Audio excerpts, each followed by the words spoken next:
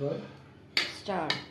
আজকে দুপুরে বাসায় কাচ্চিঘানি সরিষার তেল দিয়ে বিরিয়ানি রান্না করা হলো এবং সরিষার তেল দিয়ে যে রান্নাটা করা হলো একদম সরিষার কাঁচা কোনো গন্ধ নেই, খুব মজা করে এবং বড় বড় কাঁচামরিচ এখানে দেওয়া হয়েছে এবং ভিতরে মটরশুঁটি দেওয়া এবং আলু ছোটো ছোটো করে পিস করে কাটা হয়েছে। অনেকে তো বিশাল বড় বড় আলু দেয়, ওটা আসলে রান্নার মধ্যে বিরক্ত লাগে, যেহেতু বিরিয়ানিটা খাবো না আলুটা খাবো, তো ছোটো ছোটো আলু দিয়ে নতুন আলু দিয়ে রান্না করা হয়েছে এবং খুবই মজাদার একটা জিনিস। এবং হাতে পানি তো আছে, পানি একটু খেয়ে নিই। এবং কোক আর সেভেন আপ ফ্রিজে আছে, বের করা হয়নি, এটা খাবার পর যদি কোক সেভেনটা খেলে একটু আরাম লাগে বা শান্তি লাগে ওটা আপনারা খেতে পারেন এবং অসাধারণ একটা ফ্লেভার এবং খেতে খুব ভালো লাগতেছে। মাংসের পিসগুলো ভালো, দারুণ, ধন্যবাদ।